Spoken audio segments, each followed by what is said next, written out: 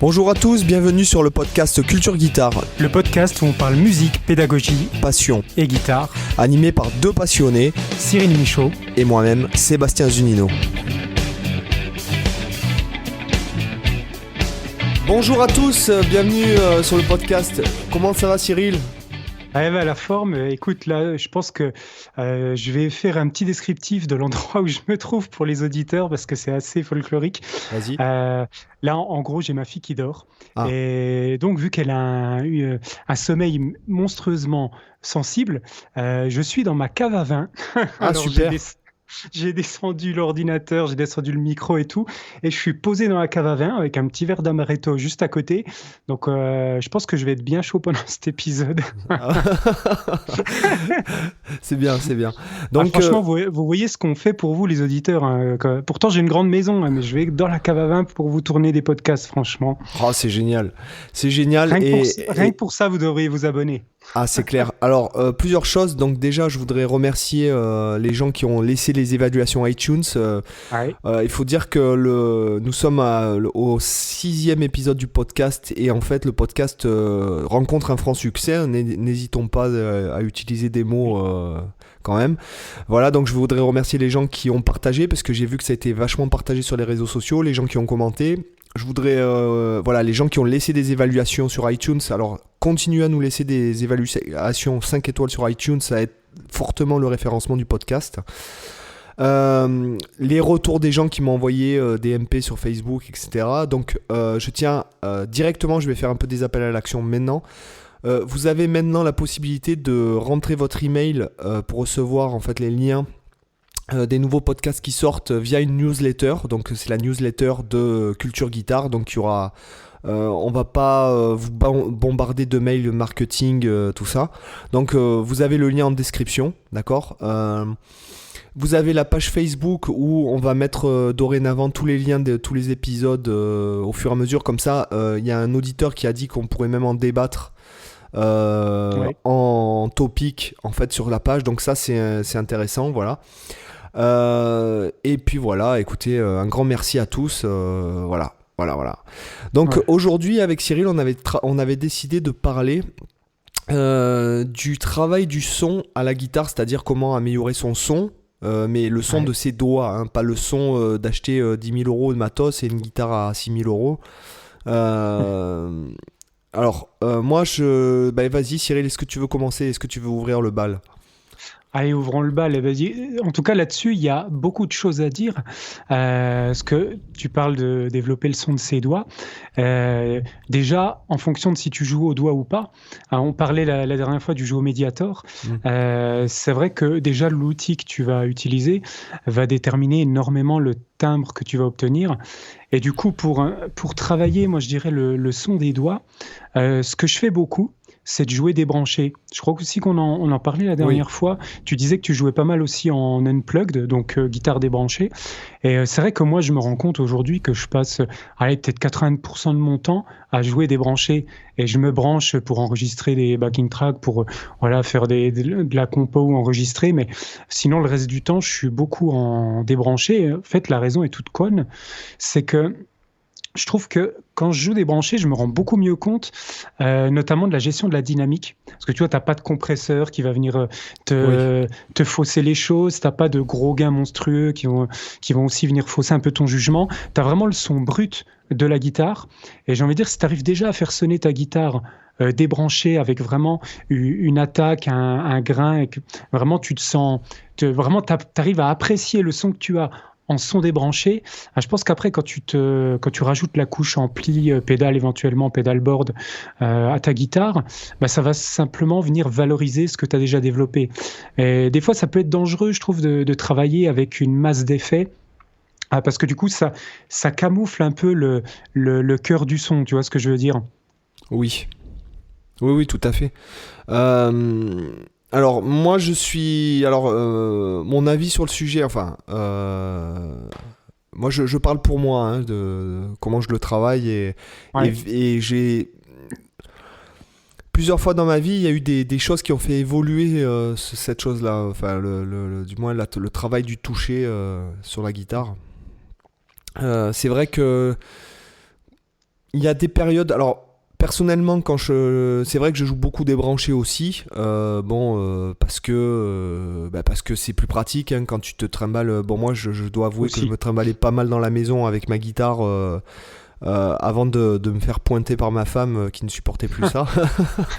Il vaut mieux en rigoler quoi. Mais c'est vrai que bon, j'avais tout le temps la guitare dans les mains. Ouais, J'ai tout le temps en fait, de toute façon, j'ai tout le temps la guitare dans les mains. ouais.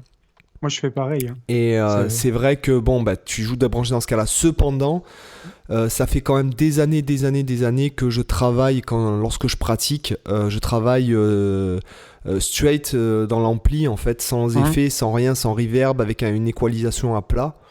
Ouais. Et les façons de travailler que j'ai eu de travailler mon toucher ont vachement évolué. C'est-à-dire que déjà, il s'est passé quelque chose. J'ai envie de vous raconter cette anecdote. Je sais que je l'ai déjà raconté en vidéo. Mais bon, moi, je suis intermittent en fait du spectacle. Donc, je faisais le métier de musicien depuis pratiquement l'âge de 20 ans. Hein, voilà, même un peu avant.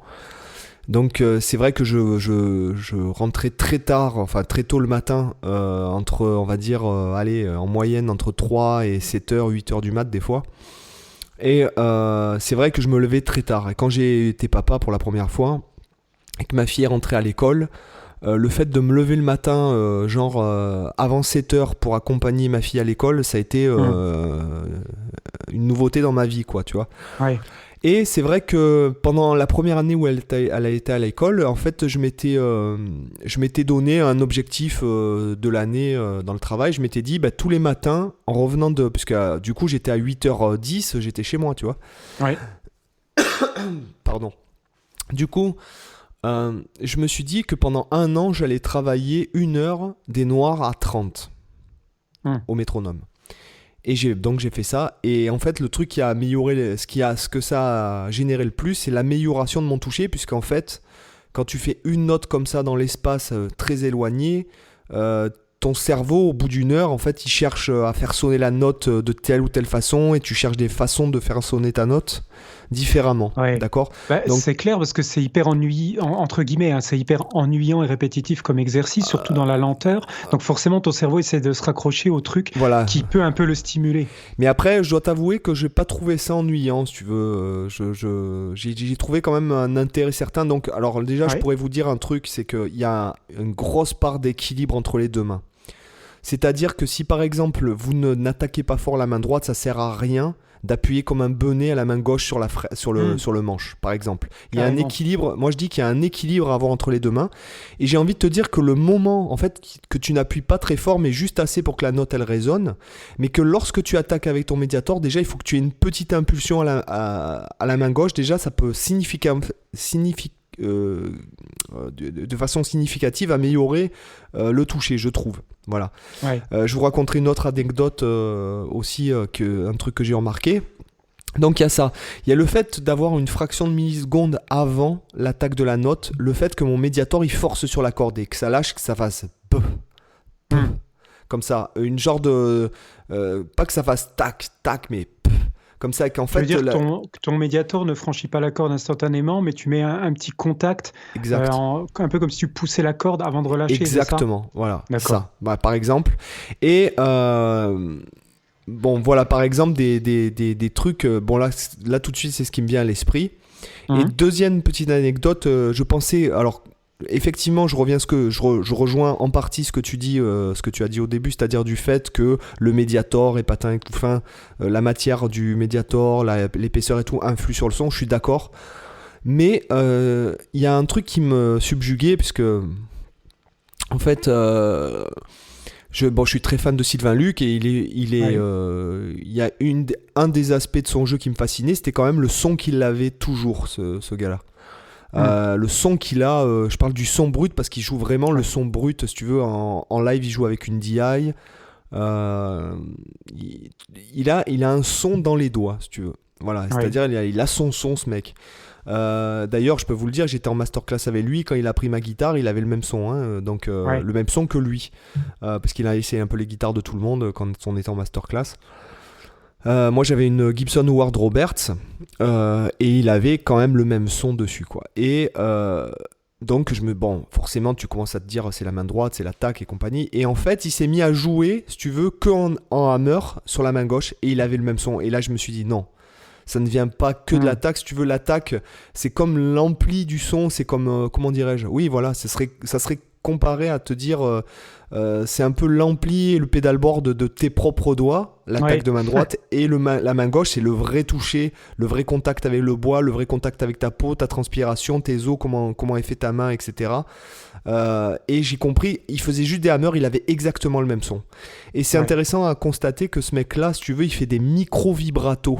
En fait, c'est-à-dire il crée la note et de suite après, c'est-à-dire il crée une note straight, donc sans rien faire, sans toucher. Et après, il fait un micro-vibrato, mais que tu captes même pas forcément au niveau du son, ni au niveau visuel, mais qu'en fait, c'est ce qui se passe réellement, puisqu'il m'a expliqué un truc aussi, c'est que c'était le même principe, parce que c'est un violoncelliste aussi, et il m'a expliqué que quand on est au violoncelle, en général on crée la note straight, c'est-à-dire sans vibrato, et après on fait vibrer. Donc voilà, il y a cet aspect vachement intéressant de ce gars-là. Alors, et je rajouterai pour pas trop faire un monologue, parce que je sais que ça peut être saoulant, mais malheureusement si on n'aime pas son son, c'est un peu comme de se dire que ouais, je comprends pas, j'ai pas la gueule de Brad Pitt, tu vois. À un moment donné, tu es obligé de faire avec les cartes que tu as et de jouer avec ta main, quoi. Ta main dans le sens, voilà, il faut que tu joues avec les cartes que tu as et non pas attendre les bonnes cartes, en fait. Donc il faut... Et puis après, cette frustration, peut-être, elle vient aussi du fait que souvent, beaucoup de guitaristes, ils cherchent à sonner comme un autre et pas forcément comme eux-mêmes. Mais c'est normal, on a tous eu à un moment donné cette phase, on voulait sonner comme un tel, et on n'y arrive jamais, donc on est toujours frustré. Et après, on se dit qu'on a un son qui est pas le bon, alors qu'en fait, on a potentiellement un son qui est bon. C'est juste qu'il faut se rendre compte de quel est notre son, et il faut aller dans la direction justement de développer le sien, son toucher, et pas essayer d'approcher celui d'un autre. Parce que finalement, on en revient à ce qu'on disait, on l'a dit plusieurs fois dans les podcasts, c'est que si on a envie d'entendre le son d'un tel, on va aller écouter la personne en question. Exactement. Les clones n'ont pas d'intérêt. À part le côté clown, quoi. Clone ou clown, ouais. Après, voilà. Ouais, c'est vrai que plus ça va, c'est ce que tu... C'est vrai que plus ça va, plus ce que tu dis, c'est que... Bon, moi, vous le savez très bien, Attends, la tradition veut que je cite Alan Holdsworth. Alan Holdsworth dans tous les épisodes. Ça vient de plus en plus vite, hein, fais gaffe. Bientôt, je vais dire dans le générique. Bienvenue dans Culture Guitare avec Alan Holdsworth. Mais... par exemple, moi qui passe beaucoup de temps à relever du Alan Holdsworth, c'est quelque chose que maintenant je me dis, c'est-à-dire que j'essaye plus de ressortir le plan de texto, mais j'essaye de travailler sur le principe du truc et de l'inclure directement à mon jeu, puisque je joue quand même beaucoup plus en son clair et moins avec de disto et tout. Mais c'est voilà, donc voilà. Allez, je te passe la main. Bah écoute, moi je vais un peu enchaîner sur ce que tu as dit, parce qu'il y a plein de choses qui me paraissent intéressantes, et notamment au niveau de la main gauche. C'est vrai que moi, quelque chose que je me suis remis à faire cette semaine, et d'ailleurs c'est parce que tu en as parlé la semaine dernière que je me suis dit, bah tiens, je vais m'y remettre aussi un petit peu, c'est le fait de faire des hammers depuis rien, directement avec la main gauche, c'est-à-dire sans attaque de main droite. Et du coup, de retravailler un peu le legato dans ce sens-là, c'est-à-dire de plus faire d'attaque de main droite du tout, mais de faire des phrasés ascendants, descendants au legato, juste avec que des hammers. Alors, c'est quelque chose que moi, je faisais naturellement déjà beaucoup dans le tapping, parce que j'ai pendant pas mal de temps joué en tapping de main. Je le fais un peu moins depuis cette année, parce que j'avais envie de renouveler un peu les choses. Et c'est vrai que j'ai pas mal développé ça, parce que j'aimais bien le côté percussif que ça donne, mais je l'avais jamais mis en pratique vraiment dans le legato. Je continuais à attaquer au médiator dans les changements de cordes. Et c'est vrai que c'est d'autant plus facile d'homogénéiser les choses. Et moi, c'est un truc que personnellement j'aime bien, cet aspect un peu d'homogénéité dans le son, tu vois, d'arriver à faire que, quel que soit ce que tu joues, tu as une espèce de nuage un peu agréable, un peu cotonneux comme ça, où tu sens que tout sonne vraiment pareil. Alors, ça ne veut pas dire que c'est mal de faire des choses hétérogènes avec des changements, mais en tout cas, moi, c'est vrai que c'est quelque chose que j'apprécie pas mal en termes de son. Et le fait comme ça de travailler sans cette attaque de main droite, c'est vachement formateur pour la main gauche, parce qu'il y a un élément, et je rebondis sur ce que tu as dit précédemment par rapport à la main gauche, où moi je m'en rends compte constamment avec mes élèves, c'est que quand la main droite est impliquée, généralement la dynamique, l'intention que tu mets dans ta main droite, elle se répercute souvent excessivement dans la main gauche. Alors j'explique un peu ce que je veux dire, c'est que généralement, quand on va faire une grosse attaque de main droite, on va instinctivement faire une grosse pression de main gauche. Comme si le fait d'appuyer plus fort à la main gauche, ça ferait sonner plus fort le son. Tu vois ce que je veux dire ?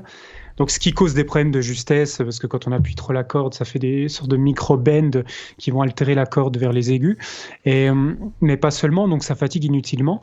Et cet aspect-là, du coup, d'évacuer la main droite, c'est quelque chose qui est vachement formateur, du coup, pour mieux contrôler la pression de la main gauche. Et du coup, je ne sais pas si tu ressens la même chose que moi, mais quand on joue avec la pression vraiment minimum, tu vois, la pression où tu sens vraiment que si tu relâchais un tout petit peu, ça commencerait à friser, mais vraiment dans le niveau idéal, je trouve qu'il y a un super confort et c'est super agréable de parcourir le manche comme ça. Tu as l'impression de voler sur les cordes. Tu vois ce que je veux dire ? Oui, je vois tout à fait. Et du coup, en fait, moi, je pense que le son, il vient aussi des sensations. Tu vois, il vient pas seulement du fait de travailler le placement de son médiator, travailler l'angle, travailler le positionnement des doigts, si on joue au doigt, de travailler si on joue seulement avec la pulpe ou avec les ongles. C'est évidemment des paramètres importants, hein, ça va jouer sur ton son, mais je trouve qu'aussi être vraiment focalisé sur le tactile, sur tes sensations au niveau du corps, ça participe aussi à ton son. Oui, c'est un peu comme quand tu regardes les concertistes de guitare classique jouer, ou les pianistes même qui font des gestes. Par exemple, je regardais une vidéo de Glenn Gould. Ou même je regardais Glenn Gould la dernière fois, ou même comment il s'appelle le chinois, Lang Lang. Lang Lang, il joue, si tu veux. Bon, là, ce sont des pianistes, hein, je parle pour les guitaristes qui. Tu vois, par exemple, les gestes que fait même Glenn Gould, ça influe vachement, si tu veux, comme il joue un rôle assez un peu théâtral, mais je trouve que ça aide vachement, si tu veux, oui, comme ce dont tu parles, en fait, que le son, il vient aussi de l'intérieur. C'est très intéressant, tu vois, ce que tu viens de dire, parce que c'est vrai qu'on n'y pense pas, on pense de suite à l'aspect technique et physique. Alors après, il y a aussi l'aspect spirituel, en fait, on pourrait le définir comme ça, sensoriel, spirituel, du fait que un geste ou comment dirais-je, une mimique ou quelque chose peut influer sur le son, quoi. Oui, c'est vrai. C'est vachement intéressant. Ouais. Et là-dessus, t'as pas mal de choses aussi après à prendre en compte. C'est que de manière générale, je pense que la vitesse à laquelle tu joues, c'est aussi beaucoup un paramètre qui va freiner la plupart des guitaristes dans le travail du son. Parce que je pense, on a tous été pareil, moi le premier, on a tous voulu jouer vite, savoir faire des plans qui débourrent à 200 BPM en double croche, etc. Donc on cherche beaucoup la vitesse dans les premières années. Et le problème, c'est que... Alors là, j'ai une théorie là-dessus, si tu veux, c'est que... Vas-y.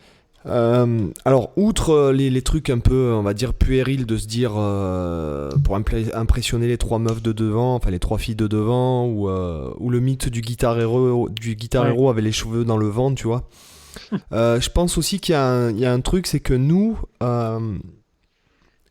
les guitaristes, sauf si bien sûr t'as un sustainer Fernandez sur ta guitare ou tu fais un Larsen à la Gary Moore, nos notes ne font que mourir, en fait. Ce que je dis, c'est très bête. Non, mais t'as totalement raison. Voilà, elles ne font que mourir. Il n'y a pas une façon, par exemple, pour les violonistes ou les instruments à cordes frottées, ils peuvent avoir un son virtuellement infini, quoi. Oui, virtuellement infini avec un truc de l'archer. Alors je ne sais plus comment ça s'appelle techniquement. Après, si tu prends le principe du saxophone, poussé, en fait, je pense que c'est ça que tu veux parler. Ouais. Et un saxophoniste, ou par exemple, prends l'exemple d'un didgeridoo, les joueurs de didgeridoo qui sont quand même très bons, parce que j'en ai déjà rencontré un. Le gars, il arrive à faire le souffle continu sans s'arrêter il peut faire ça pendant peut-être plus d'une heure, quoi. Donc, si tu veux, nous, il y a le principe de respiration circulaire, c'est ce qu'utilisent aussi les saxophonistes, pas mal. En gros, il doit respirer par le nez pour recharger l'air en permanence. Exactement, voilà. Et fais circuler, voilà, voilà exactement ce que tu décris. Et si tu veux, bon, au piano, tu as la pédale de sustain, Oui. enfin, tout ça. Bon, bien que ça ne fait pas durer la note non plus sans 7 ans. Mais Mhm. voilà, il y a ce truc-là aussi. Je pense que c'est pour ça que... je pense que c'est un des aspects des choses qui fait que, si tu veux. Voilà, je pense que... Moi, je peux te confirmer ça, tu as totalement à 100% raison là-dessus, parce que je te donne l'exemple du clavecin. Le Hmm, clavecin, c'est un instrument à cordes pincées, exactement comme la guitare. oui, Et quand on écoute des pièces, des interprétations au clavecin, je ne sais pas si tu as remarqué, mais c'est toujours très très virtuose, très très rapide. Il y a énormément d'ornementation dans tous les sens. C'est parce que le clavecin, c'est un instrument qui a déjà pas la possibilité de faire des nuances comme un piano. C'est pour ça qu'il a été remplacé à l'arrivée du pianoforte et de ce qu'on connaît aujourd'hui le piano, et qui du coup a aussi des notes avec un sustain assez bref. Et du coup, forcément, le fait d'avoir des notes qui durent moins longtemps, tu es obligé de remplir l'espace différemment. Donc, pour remplir l'espace, tu es obligé de mettre beaucoup de notes successivement, ce qui t'induit à jouer vite. Et c'est un peu la même chose quand on regarde le banjo. Tu vois, le banjo, ça n'a pas une résonance monstrueuse et c'est souvent super virtuose, super rapide les oui, morceaux tout au à fait. banjo. Ouais, ouais, C'est c'est pour vrai. la même raison, en fait. Donc là-dessus, je te rejoins mais vraiment à 100%. Et du coup, par rapport à cet aparté, alors, je sais plus ce que je voulais dire au départ. Je sais même plus si tu te souviens de quoi je parlais. Tout le monde a... Ah oui, Excuse-moi. la vitesse, oui, la Oui, tout le vitesse, monde a ça m'est envie revenu. d'être virtuose, en fait. Et du coup, alors là-dessus, moi, je vais te dire un peu comment j'envisage le jeu lent et le jeu rapide. Oui. Euh, En fait, pour moi, tu as deux façons mentales de gérer, enfin, de t'écouter quand tu joues vite et quand tu joues lentement. Pour moi, quand tu joues vite, t'as un ressentiment sur la musique qui est plutôt un flux global. C'est-à-dire que tu vas pas écouter chaque note indépendamment les unes des autres parce que c'est physiquement impossible, ça va trop vite. Tu penses plutôt à un flux global continu de notes. Tu vas par exemple prendre à l'échelle d'une mesure, à l'échelle de deux mesures, à l'échelle de 15 notes, 20 notes, et basiquement tu vas t'attarder sur la première note, la dernière note, et entre les deux, c'est juste un flux qui relie les deux notes, quoi. Parce qu'on va s'attarder forcément sur la première qui démarre la phrase rapide, et on va aussi avoir plus d'attention sur la dernière. Alors que quand tu joues lentement, pour moi, c'est plutôt une attention qui va au niveau local. Parce que du coup, vu que les notes sont distanciées les unes des autres, tu as beaucoup plus la possibilité de t'attarder sur l'attaque de la note, vraiment écouter l'attaque de la note, mais aussi écouter sa résonance. La résonance de la note, tu la perds quand tu joues vite, parce que forcément, les notes s'enchaînent trop vite pour qu'on ait le temps d'entendre les résonances. On entend les attaques majoritairement. Et du Oui. coup, moi, je différencie cet aspect-là, tu vois, de réflexion à un niveau local et global. Et du coup, je pense que pour travailler son son, il faut quand même pas mal prendre ce temps de vraiment jouer lentement. Et je sais que c'est pas évident à ceux qui nous écoutent. Et à chaque fois qu'ils doivent entendre, il doit y avoir à chaque fois un guitariste qui prend feu dès qu'on dit qu'il faut jouer lentement. Parce que bon, personne n'aime vraiment ça, c'est souvent frustrant. Ça Moi, dépend, ça me moi gêne pas, j'aime bien faire ça, mais non, je mais sais que moi beaucoup de personnes sont lassées par ça. Ah, tu connais tu connais mon rythme de vie, c'est que je me lève tous les matins Hmm. à 6h, j'attaque à 6h40 la pratique, puisque maintenant Ouais. je pratique le cerveau frais en fait. Et donc Hmm. pendant 2-3 heures, je fais vraiment... là, cette année, j'ai décidé de travailler, bon, comme j'en parlais là, dans un épisode, je travaille beaucoup sur mon jeu en legato, mais pas forcément un legato virtuose, mais un legato même, comme tu le dis, lent. Tu vois, Oui. pour mon phrasing et tout ça. Et puis bon, comme je travaille vachement avec le phrasé out et, Oui. et des trucs qui sont pas forcément quantifiables. Par exemple, quand tu fais du jazz, tu utilises des notes d'approche, etc., etc. Mais Mhm. non, le phrasé out, je le travaille, si tu veux, avec des superimpositions ou des trucs comme ça. Donc en fait, je m'entraîne à jouer très lentement pour qu'en fait, mon phrasing ne soit plus des plans, mais du phrasing pur, quoi, si tu veux. Hmm. Tu vois, pour m'obliger à m'éduquer. Donc je joue très lentement. Ce matin, attends, je regarde mon métronome là tout de suite. Ce matin, je jouais à 70 ppm. Et je Ouais. jouais maximum en croche, si tu veux. Hmm. Donc voilà, et comme on parlait, bon, je parlais de mon legato et tout, puisque j'essaie de plus jouer qu'en hammer, dans ce dont tu parlais toi, là, juste avant, du Mhm. hammer from nowhere, c'est-à-dire que je m'entraîne à ne plus jouer de pulling off, et le son s'améliore significativement du fait d'avoir gommé les pulling off de mon jeu, honnêtement. Ouais. Donc voilà, et je travaille très très très lentement. Alors je sais qu'il y a... d'ailleurs, il y a... y a des gens qui ont des différents points de vue, notamment pour la vitesse, etc., et qu'il faut travailler un peu vite et un peu forcer le truc. Et c'est vrai que je suis d'accord avec j'avais vu ça sur une vidéo de Pascal Vignier, parce que je trouve qu'il qui est invité dans le podcast, qui va bientôt être avec nous. Pascal disait que en fait, à un moment donné, si tu veux jouer vite, il faut forcer un peu le truc pour que ça rentre, quoi. Et je suis d'accord avec lui. Il faut ressentir ce que c'est que la vitesse pour pouvoir être capable de la produire. Exactement. Et cependant, je pense que tout dépend un peu de ton niveau d'expertise. Tu vois, parce que selon ça sera intéressant d'en débattre avec lui. Oui, je pense. Selon le niveau que tu as, ça peut pas être contre-productif, mais ça te fera pas avancer. Peut-être que si tu as la distorse à fond et le delay, que tu joues avec ton modélisateur ou ton plugin à 500 € qui tue sur l'ordi hyper numérique, peut-être que ça pourra faire illusion sur Instagram, mais quand tu joues, et c'est là où je vais en venir à ça aussi, c'est-à-dire que sur Instagram, tu as des mecs qui font des vidéos d'1 minute où tu tombes par terre, tu te dis putain, le mec il est pas humain, puis après quand tu vas jouer le gars en live, il est même pas en rythme. Donc si tu veux, il y a quand même qu'un musicien comme Pascal Vignier par exemple travaille comme ça, oui, parce que c'est un mec qui a un bagage, qui a un sacré niveau, etc. Les mecs qui coachent aussi, puisque Pascal est prof au MAI, Musique Académie Internationale. Donc les gars qui vont faire cette école-là, quand ils rentrent en tant qu'élèves, ils ont déjà un certain niveau. Mais après, si la personne n'est pas foutue de jouer 2 croches en place, je pense pas que ce soit productif, si tu veux. Oui, je comprends ce que tu veux dire. Après, je pense que c'est des questions de phase. Alors effectivement, en fonction de ton niveau, tout n'est pas à aborder tout de suite. Mais je pense malgré tout que ce que disait Pascal par rapport à ça, je sors très légèrement du sujet, comme on a l'habitude, les auditeurs le savent.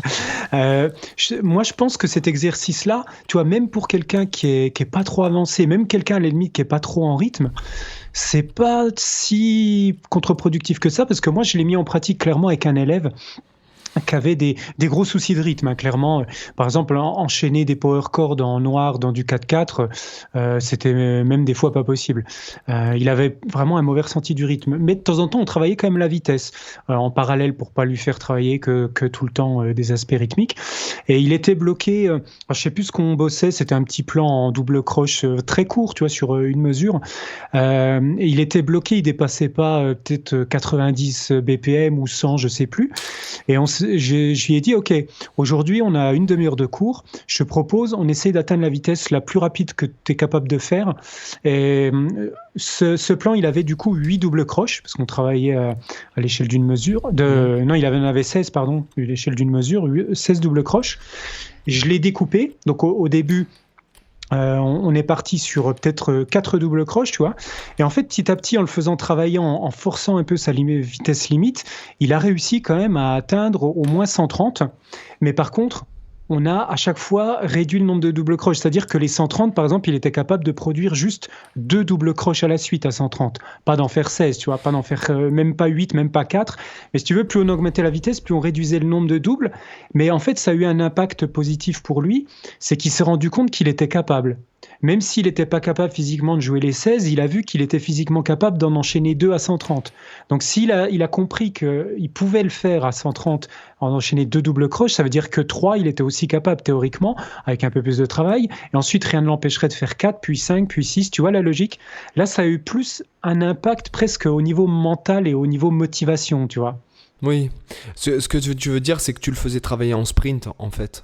Oui, voilà, les speed bursts, comme on appelle ça en anglais, ou les sprints, effectivement. Donc, on prenait...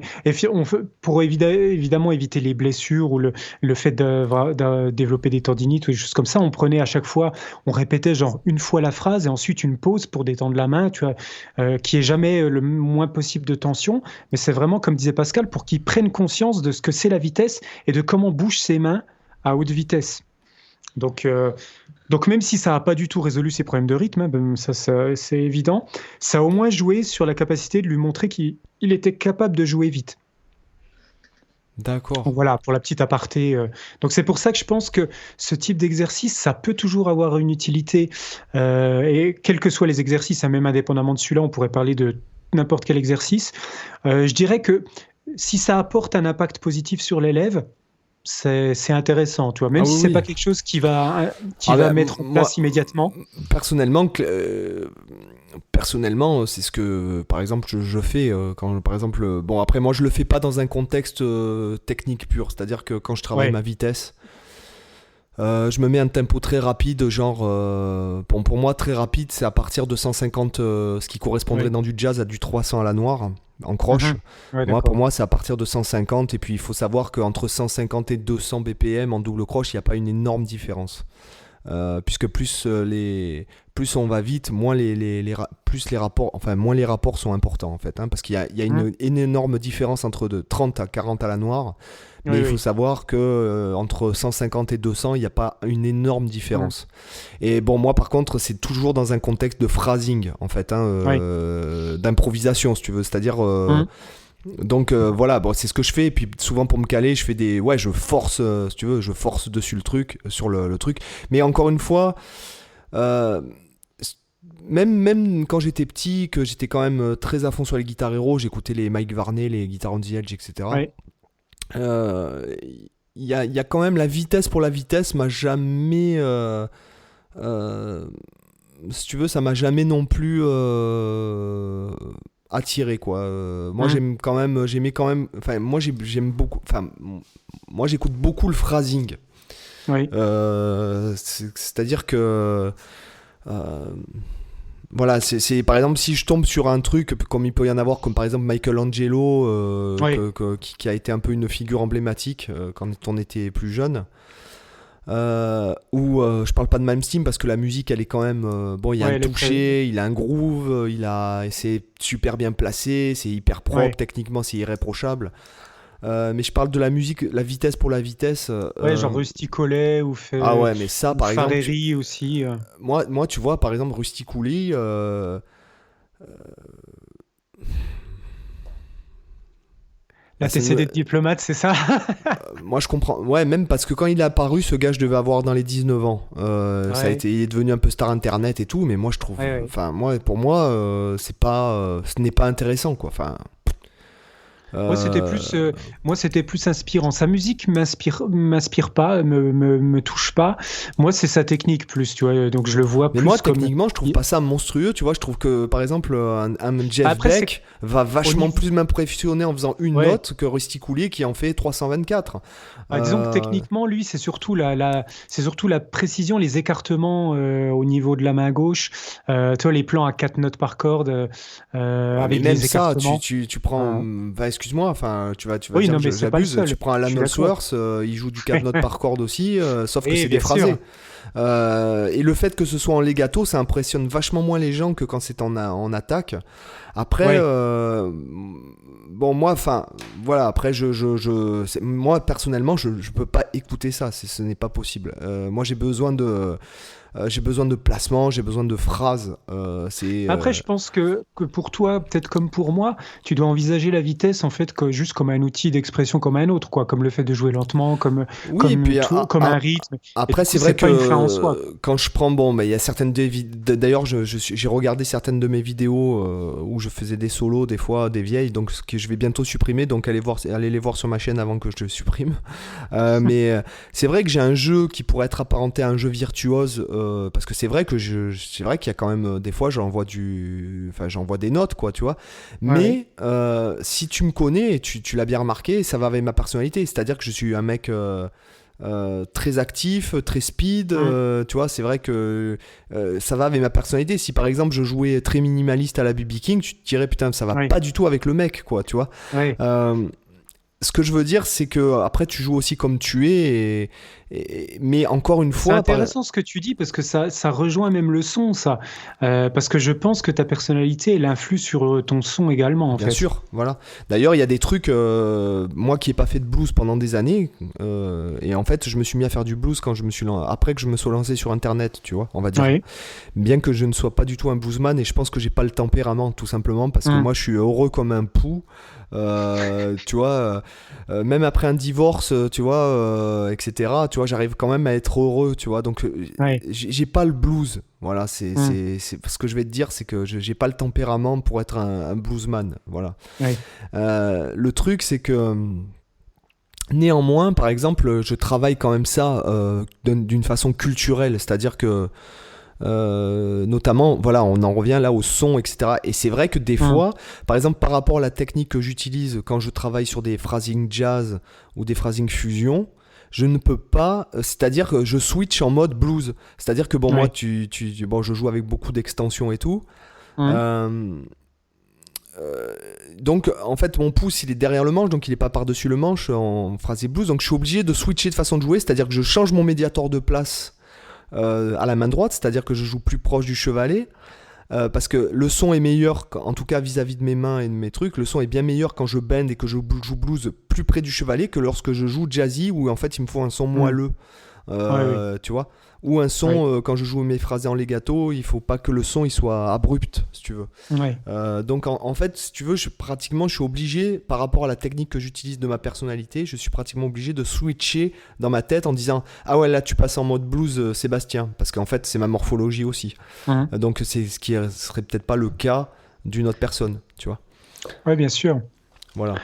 Euh, Alors, tu vois, moi, par rapport au son, j'ai un autre truc qui me vient en tête, c'est que moi, mon rapport au son, il a vachement changé quand j'ai commencé à étudier la guitare classique. Parce que quand je faisais Oui. de la pure guitare électrique, là, je jouais rarement débranché. Je jouais toujours sur mon ampli, j'avais des pédales d'effet, des pédales de disto, une wah-wah, parce que j'étais fan de Kirk Hammett, donc forcément, j'avais une wah-wah. Yes. Et, D'ailleurs, et du coup, j'ai eu beaucoup de retours sur l'épisode de Kirk Hammett. Ils ont ah ah c'est oui. mon épisode préféré, il est pas assez long.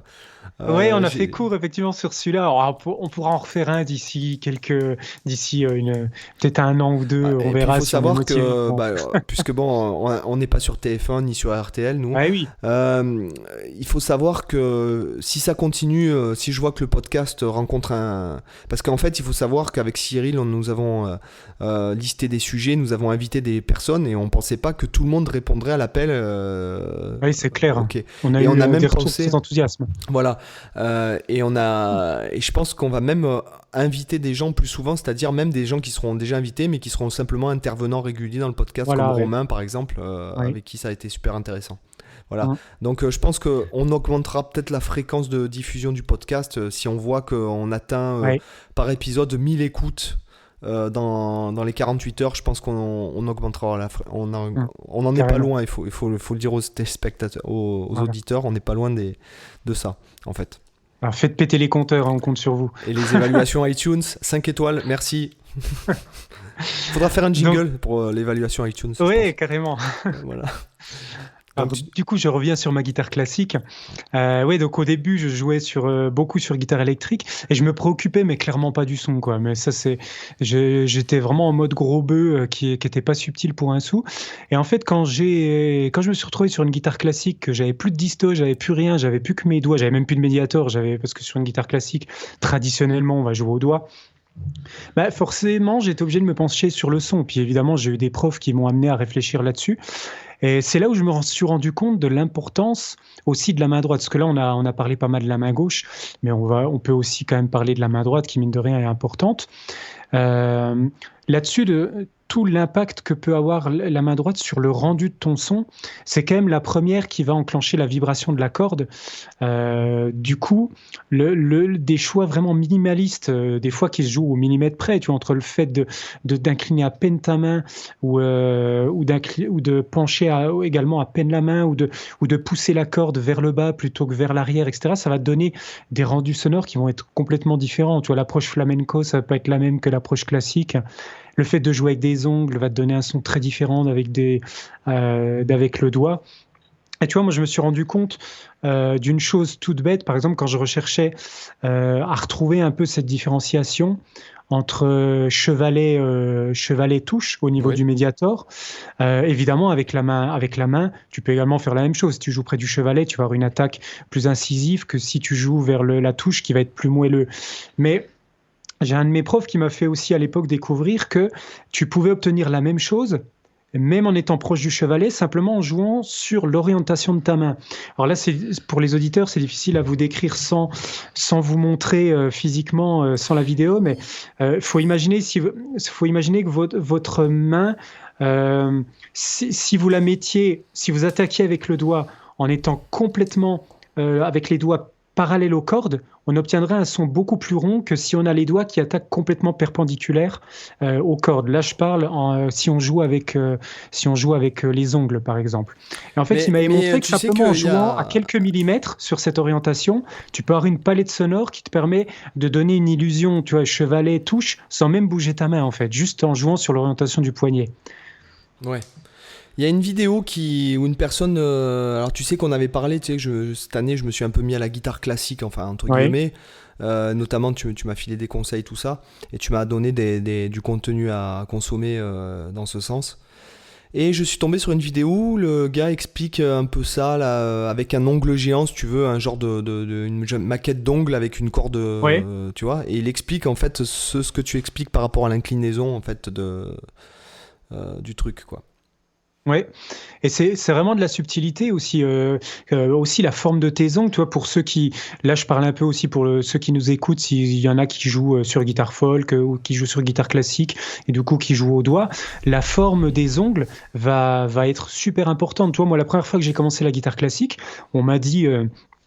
faut faire pousser les ongles parce que bon, il y a deux écoles. Il y a ceux qui jouent au doigt avec uniquement la pulpe et il y a ceux qui jouent au doigt avec un peu d'ongles. Alors majoritairement, l'école aujourd'hui, c'est plutôt de jouer avec des ongles pour gagner en puissance, mais il y a quand même quelques personnes qui aiment le côté velouté, le côté rond, le côté doux de l'attaque avec la pulpe. Mais alors, dans ce sens-là, Sylvain Luc m'a fait me tailler parce que bon, je joue quand même, je joue en fait au doigt depuis longtemps en fait, mais d'une façon artisanale. Comme on en a déjà parlé. Sylvain Luc m'avait dit de me tailler les doigts, mais en fait pour que mon ongle il soit aussi long que ma pulpe et qu'en fait c'était un mix des deux. Oui, mais c'est exactement ça effectivement parce que alors moi je le dis un peu différemment aux élèves et c'est aussi comme ça que je l'avais appris, c'est que l'ongle, faut le penser un peu comme un rail.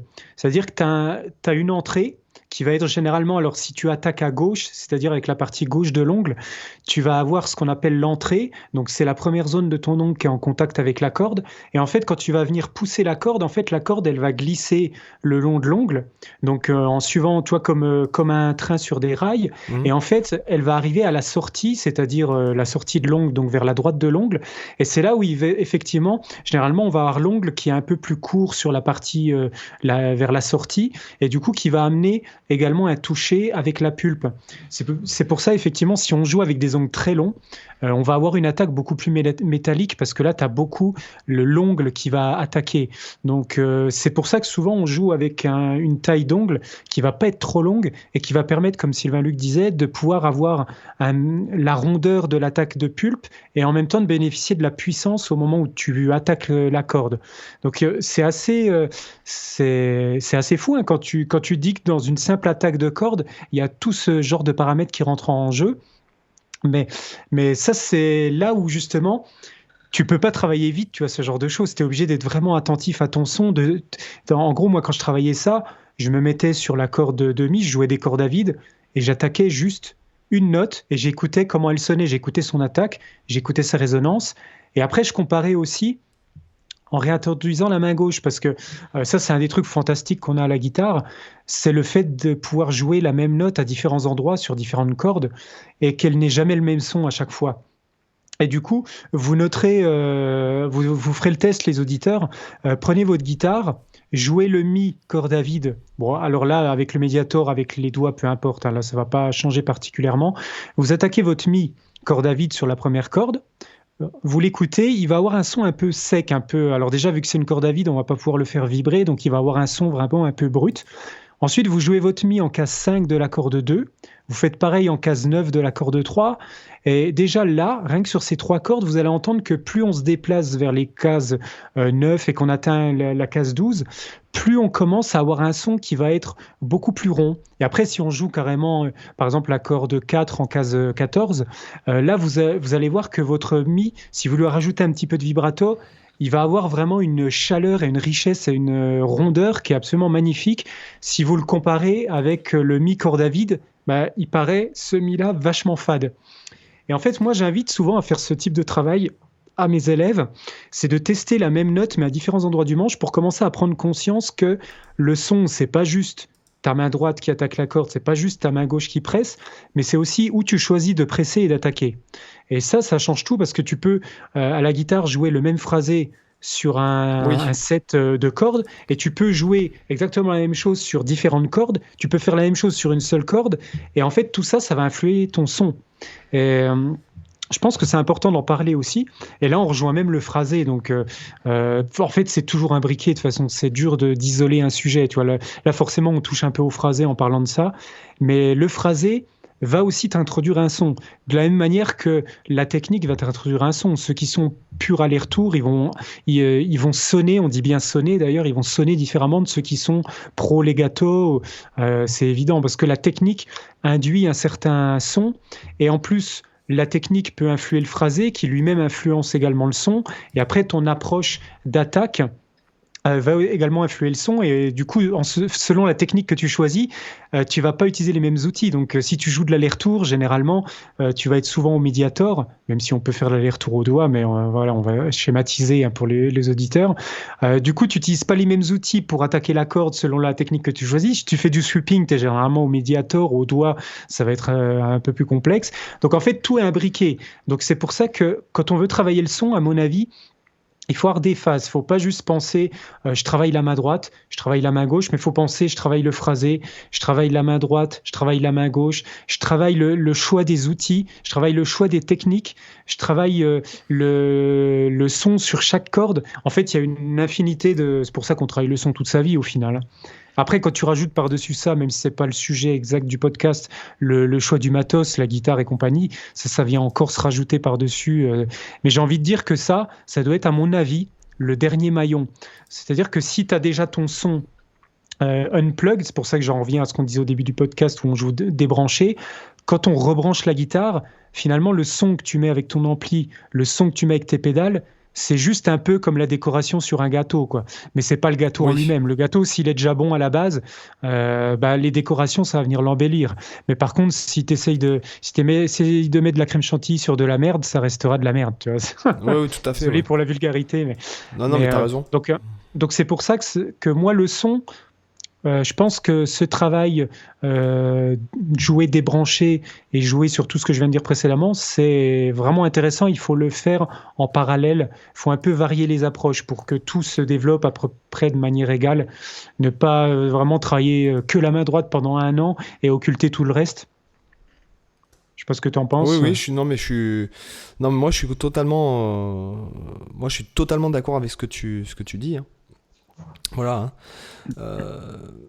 Il y a quand même en fait c'est que encore une fois on va pouvoir je pense qu'on va pouvoir à chaque épisode dire la même chose, c'est qu'aussi ça dépend, c'est un peu comme c'est un peu connais-toi toi-même, voilà, c'est un peu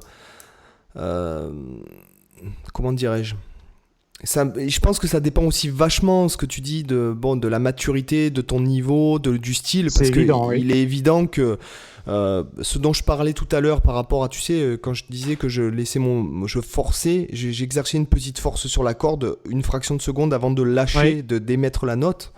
Il est évident que si tu fais du gent, ce n'est pas possible. Voilà.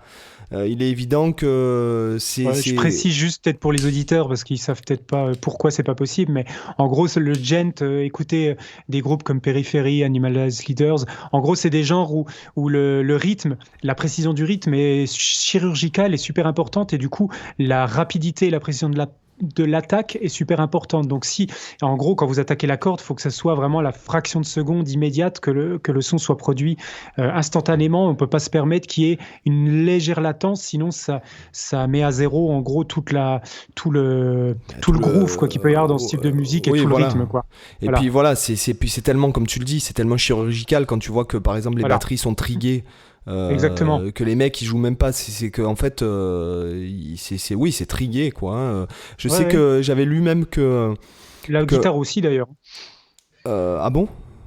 En fait, dès qu'ils cherchent à faire des effets répétés, t'as très souvent cet aspect-là qui est fait également. D'accord, ça. Pas tout le temps, mais en tout cas sur les effets répétés, pour obtenir des effets un peu ordinateur, Hmm, c'est souvent utilisé avec pas mal de cuts, tu vois.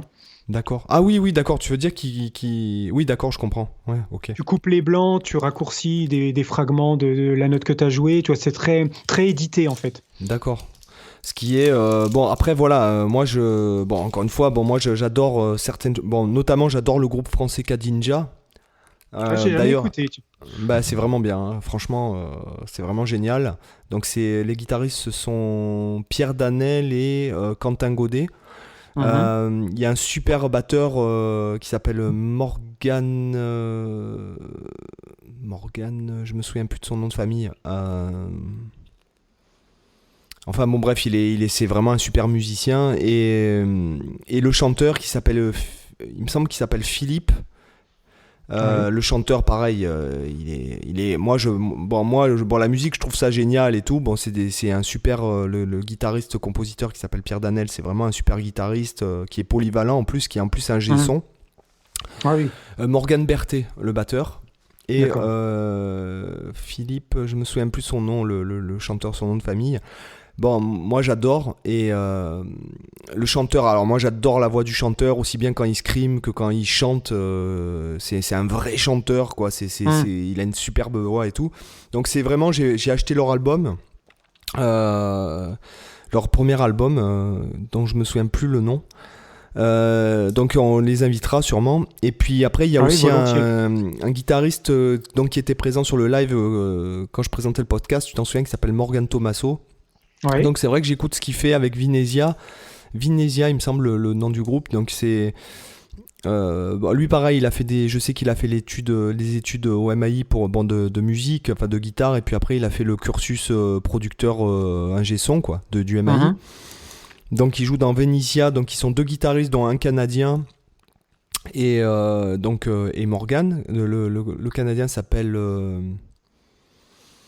je me souviens plus de son prénom aussi, Gabe, voilà. Et il joue dans un autre groupe qui s'appelle Cartoon Theory. Donc c'est à peu près les seuls trucs de Gent que j'écoute avec plaisir, Mhm. tu vois, parce que je connais pas. J'ai un peu écouté Périphérie, j'ai pas super. Enfin, j'ai accroché avec certaines choses. Je connais bien Meshuggah forcément, parce que que Ouais. j'écoute pas mal. Enfin, que j'écoute. Mais encore, j'ai l'impression que ça m'embête de dire que Meshuggah c'est du Gent. Je dirais plutôt que Meshuggah Ouais. c'est du Meshuggah, quoi.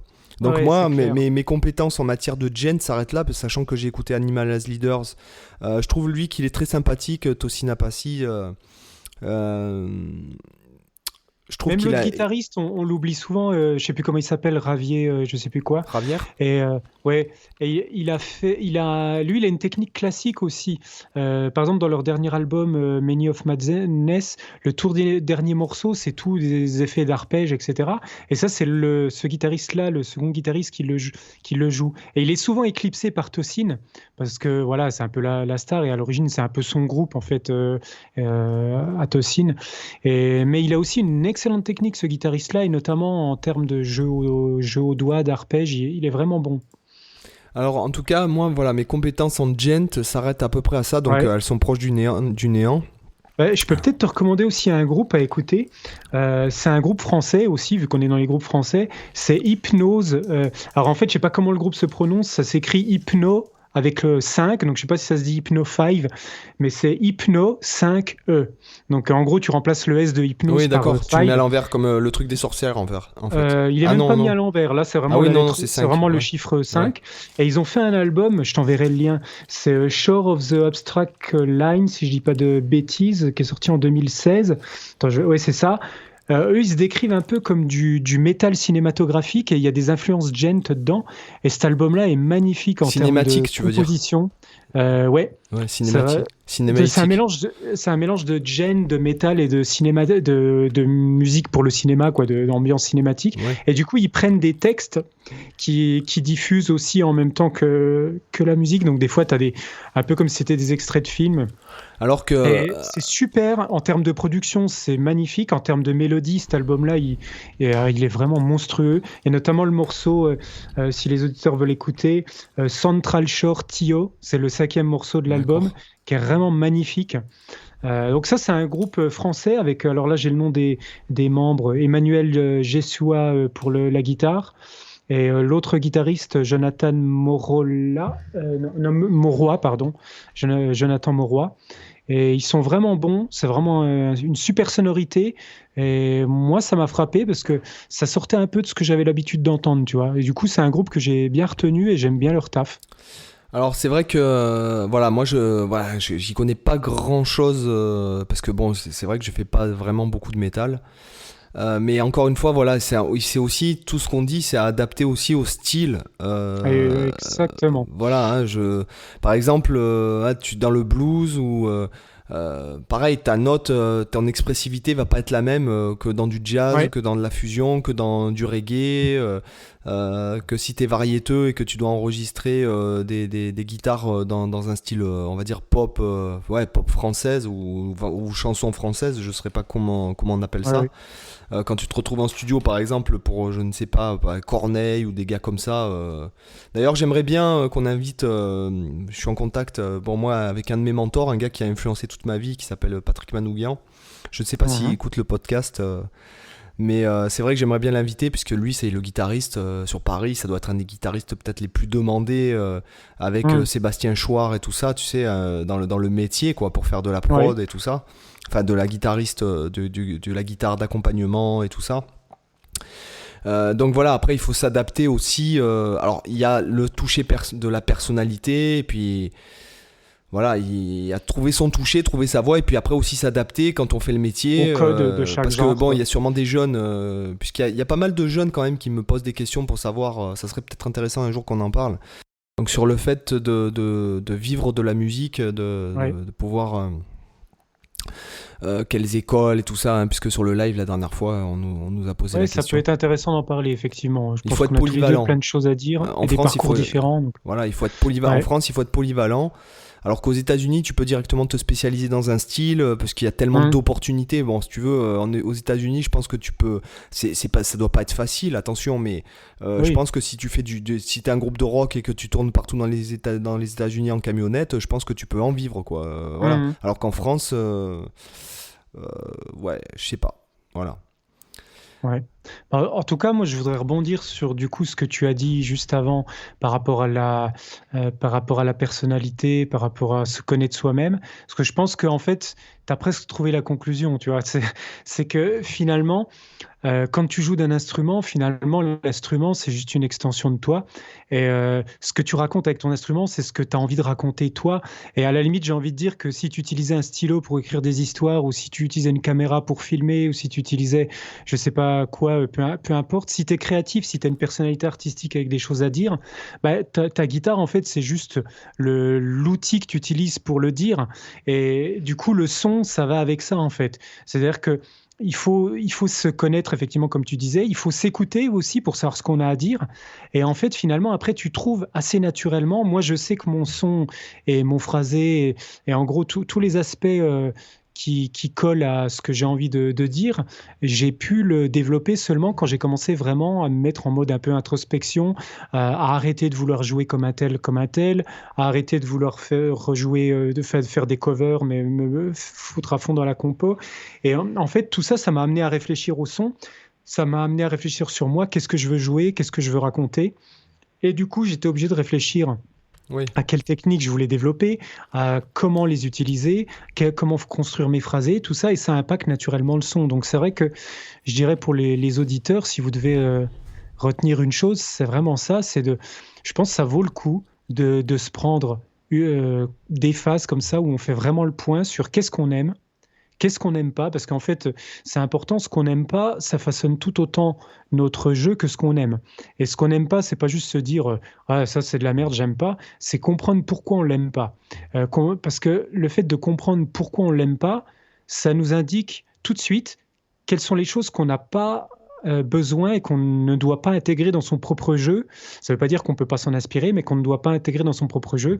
Parce que justement, je sais pas, je donne un exemple, si quelqu'un qui va pas aimer le rendu un peu mitraillette, un peu chirurgical du jeu en aller-retour au Mediator, par exemple, s'il sait dire pourquoi il aime pas, par exemple, le son, je sais pas, de John Petrucci ou de Patrick Ronda, il peut en déduire que du coup, peut-être l'aller-retour, c'est pas la technique vers laquelle il faut qu'il se dirige, mais qu'il faut plutôt peut-être qu'il recherche sur une technique Ce qui a plus été comme mon le cas, legato à la Christophe Godin.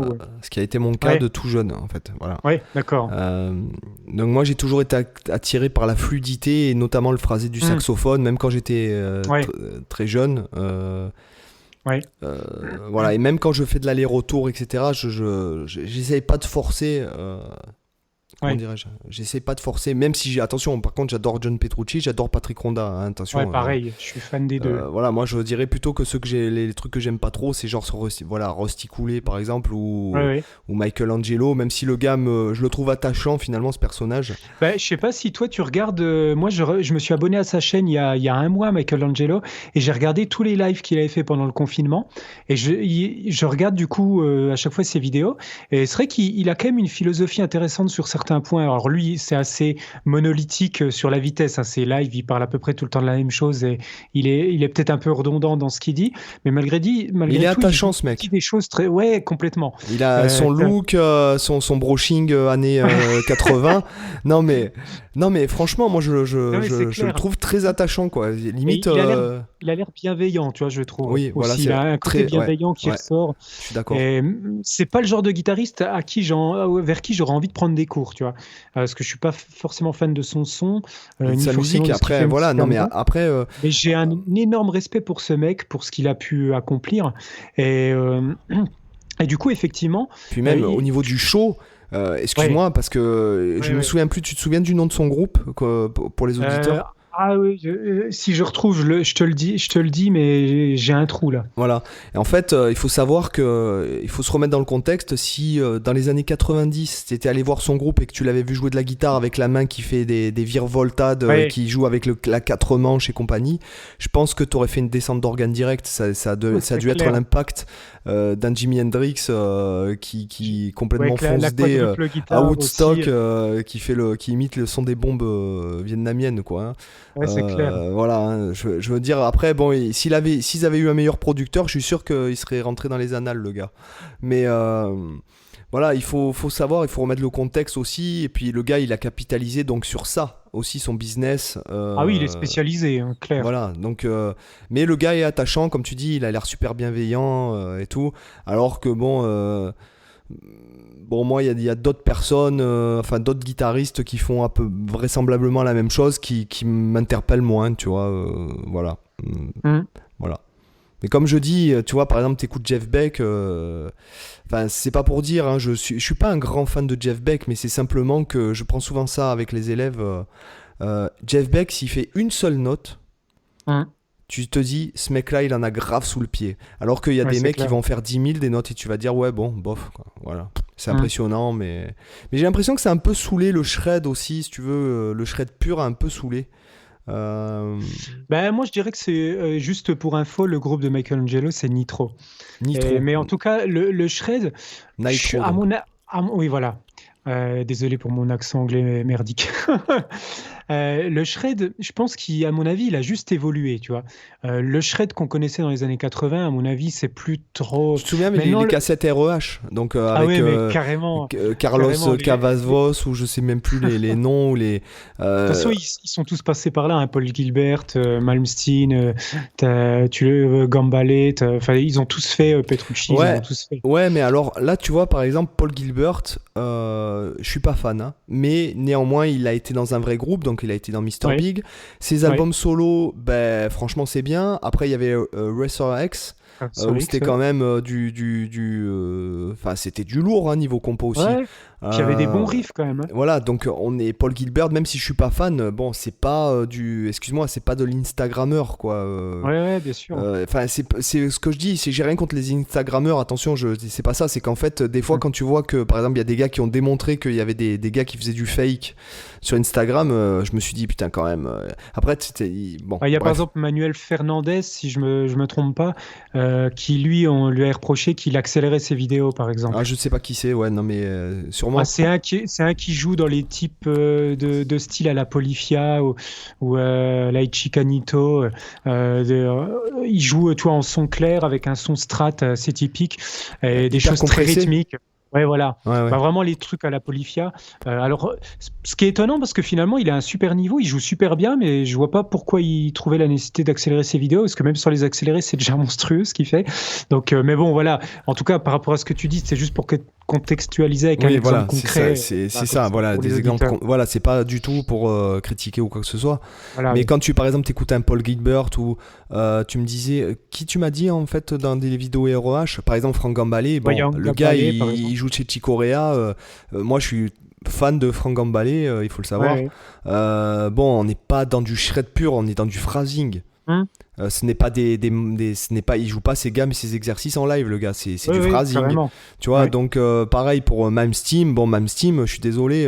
D'ailleurs, on en parlait dans le live sur YouTube la dernière fois. Bon, Mime Steam, il y a quand même des bons morceaux. Il y a quand même une essence derrière la Hum. virtuosité, si tu veux. Il y a pas, c'est pas Oui. juste. Et il y a un son, un toucher. On parle de. Ah oui, Hein, bah, voilà, il le y a un son, on peut toucher pas quand lui il joue le enlever. blues. Moi, je suis désolé. Hein. C'est pas du blues à la B.B. King, mais putain, il joue le blues, le mec. Ouais.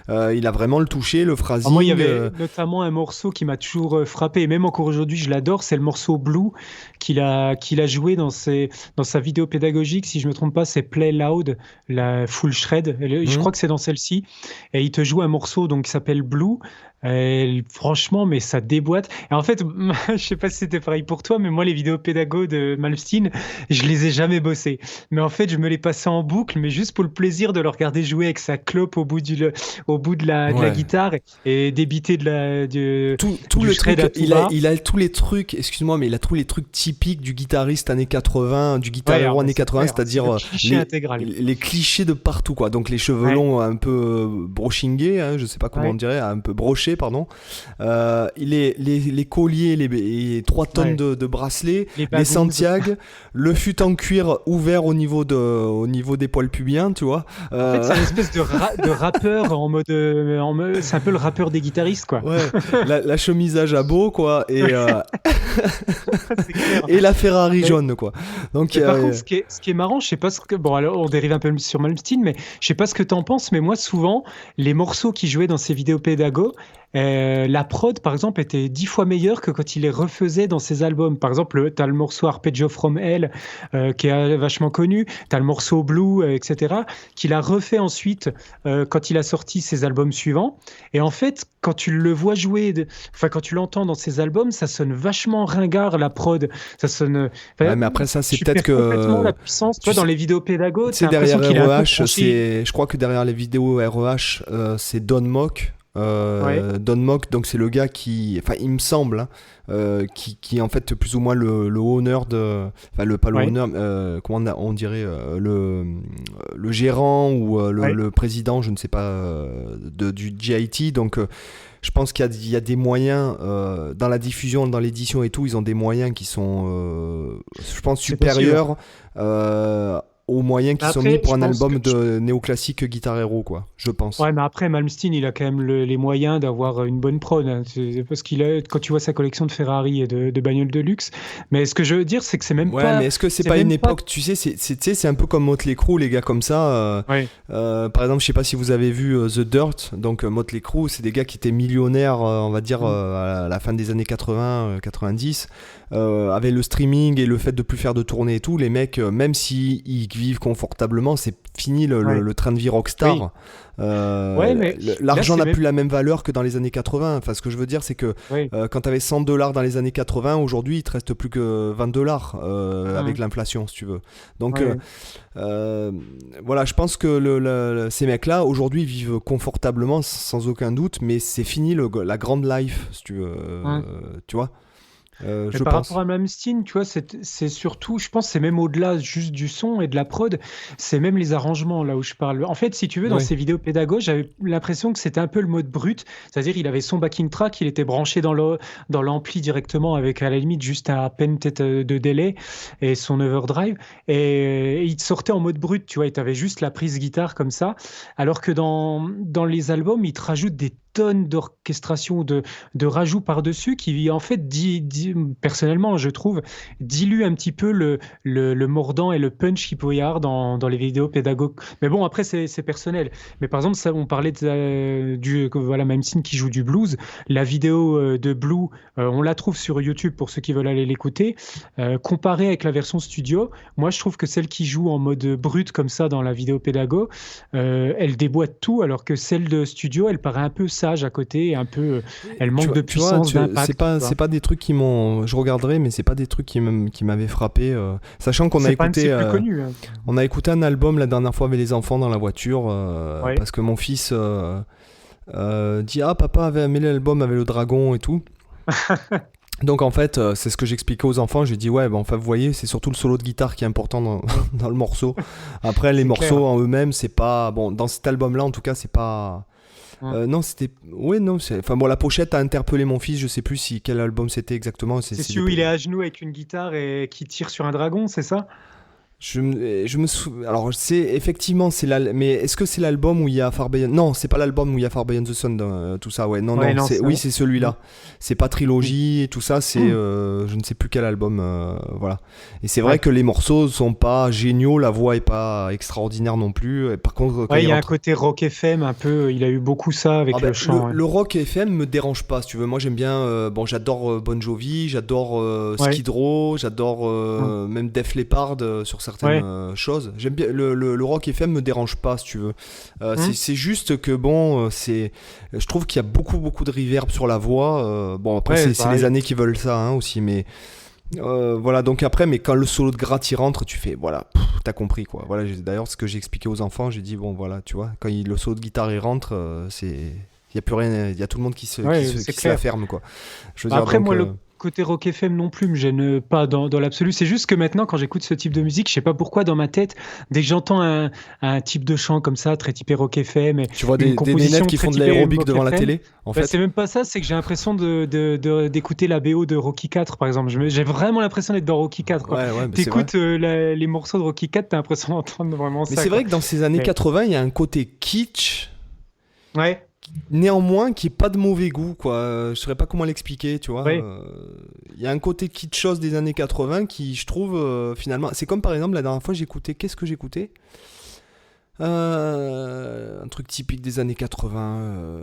Bref, boîte à rythme, mais limite niveau Fisher-Price, quoi, tu vois, qui est mis en studio. Mais il y a un truc qui fait que ça sonne, ça passe. Ce serait comme une œuvre que tu te dirais bon là il a voulu être kitschos, mais voilà.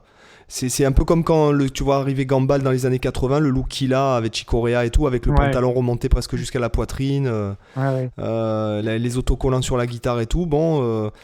D'un côté tu trouves ça d'un mauvais goût, et puis d'un autre côté tu te dis mais ça passe en fait. Voilà. Ouais, c'est dans un contexte. Donc, voilà. Je crois qu'on a encore bien dérivé, Cyril, et je pense que la boucle est pratiquement bouclée, mais de toute façon, on pourra en reparler. Il est temps de refaire... J'ai la citation de la fin pour conclure le podcast. Ça va faire plaisir, je pense, si Romain nous écoute. Moi, je dirais quand même que le son, c'est dans les doigts. Oui, c'est vrai, tout à fait. Petit clin d'œil à Romain Morlot. Romain et Gaël. Donc, n'oubliez pas d'aller vous abonner à leur chaîne. Le son, c'est dans les doigts. Leur chaîne YouTube, c'est le nouveau projet qu'ils ont lancé cette année où ils parlent matos. Ils sont en contact avec des fabricants, tout ça. Ils montrent du matos, donc ça, c'est cool. En ce qui nous concerne, donc, si vous êtes arrivé jusque-là dans le podcast, c'est que vous avez apprécié, à 1h12 et 50 secondes de podcast. Donc n'hésitez pas à venir liker la page Facebook de Culture Guitare. Donc comme ça vous retrouverez tous les épisodes avec tous les liens vers les différentes plateformes de podcasting. Vous pourrez venir discuter des épisodes également. Exactement, si vous avez un truc à dire, que ça enrichit. Ce qui est bien, c'est que ça peut enrichir aussi notre culture guitare, justement. Ouais, et voilà, donc la page Facebook, vous avez maintenant dans la description de l'épisode les liens donc, vers nos sites respectifs si vous voulez un peu regarder ce qu'on fait. Je sais que toi, tu as fait un onglet podcast. Moi, j'ai... Oui. Alors sur ce coup-là, moi je suis totalement débordé en ce moment, mais je vais le faire aussi sur mon site. Vous avez aussi un nouveau truc, une nouvelle fonctionnalité qu'on a gagnée sur notre éditeur de podcast, c'est-à-dire qu'on a une newsletter où on peut vous envoyer les épisodes. Si vous voulez vous y inscrire, vous avez le lien dans la description de l'épisode.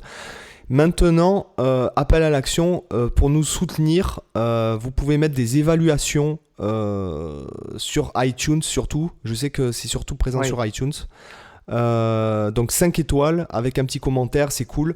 Et éventuellement partager sur les réseaux sociaux, partager avec vos amis, mais même pas sur les réseaux sociaux, mais juste en discuter avec vos amis, vos collègues, si jamais vous avez envie d'entendre parler de guitare et d'être encore dans la guitare lorsque vous êtes en voiture ou dans les transports en commun pour aller travailler le matin et vous mettre de bonne humeur avec nous. A priori, il y en a qui nous écoutent même au travail. Ah oui, a priori aussi, ouais. Donc ça, c'est cool. Sur ce, Cyril, je te dis à bientôt. À bientôt également. Et à bientôt à tous. Allez, bye bye. Ciao, ciao.